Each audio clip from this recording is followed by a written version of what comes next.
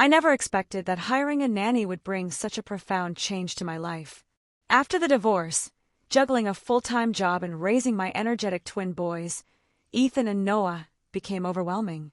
At first, I was reluctant when the agency suggested a male nanny, but I was desperate for support. That's when I met Jamal.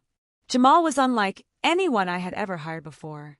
He was composed, self-assured, and immediately connected with the kids. The boys adored him from the moment he stepped into our home. Tall and athletic, with a warm smile and a soothing voice, he had a way of making everything feel manageable. Over the next few weeks, I watched him navigate tantrums, chaotic dinners, and bedtime routines with a calmness I deeply admired. I often found myself lingering in the doorway, watching him read bedtime stories or build Lego castles with the boys. There was something about the warmth in his eyes, the way he truly listened to them, that made our home feel less chaotic. Jamal brought peace, not just to the boys, but to me as well. One Saturday afternoon, while the boys were out with their grandparents, I decided to tackle the garage, which was cluttered with old toys I had been meaning to sort through for weeks. As I bent over a box of action figures, trying to decide what to keep, I heard a familiar voice behind me. "Need a hand with that?" Startled, I turned quickly, bumping my head lightly on a shelf.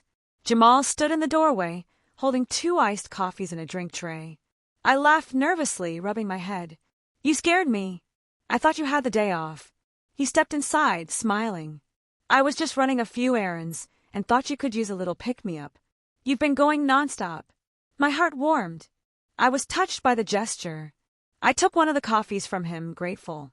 "You always seem to know when I'm about to crash," I said. Jamal chuckled. "That's part of the job, right? Keep the kids safe and make sure Mom doesn't burn out." I laughed again, but there was a new kind of tension in the air. Not uncomfortable, just different. He began helping me with the boxes, lifting the heavy ones with ease, cracking jokes as we worked. We talked about everything: music, childhood memories, how life had surprised us both. As the garage slowly became more organized, I sat on a small stool, sipping my coffee and wiping sweat from my brow. "You've been a lifesaver, Jamal," I said quietly. "I really don't know what I would have done without you." He looked at me, his eyes sincere. "You're stronger than you think, Sarah. But I'm glad I could be here." Something shifted in that moment, not physically, but emotionally. There was a pause, like we both recognized something unspoken that had been growing between us. But just as quickly, the garage door creaked open. It was my neighbor, stopping by to return a borrowed ladder. Jamal and I exchanged a look, then returned to our task, our moment quietly tucked between boxes of old toys and fading memories. Days passed, but that moment lingered. I found myself thinking about Jamal more than I wanted to admit. He was kind, respectful, always professional, but there was something more beneath the surface. One evening, after putting the boys to bed, he stayed behind to help clean up. I offered him dinner as a thank you, and we ended up talking at the kitchen table for hours. He told me about his childhood, how he'd always wanted to work with kids because he never had a strong father figure. I opened up about my divorce, the loneliness, the fear of raising 2 boys on my own. He listened, really listened. And when I started to cry, he didn't look away. He reached across the table and gently took my hand. "You're not alone, Sarah. You don't have to be." His words hit me like a wave. It wasn't a romantic confession or a dramatic gesture. It was just honest. And it meant everything.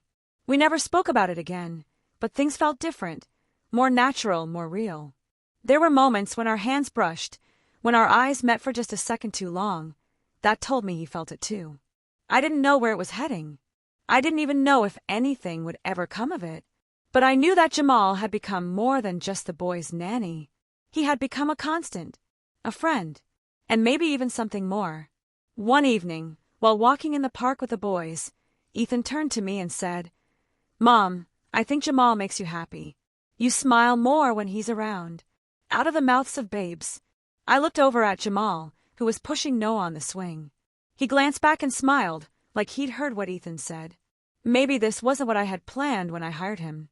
But maybe, just maybe, life was giving me something better than I ever imagined.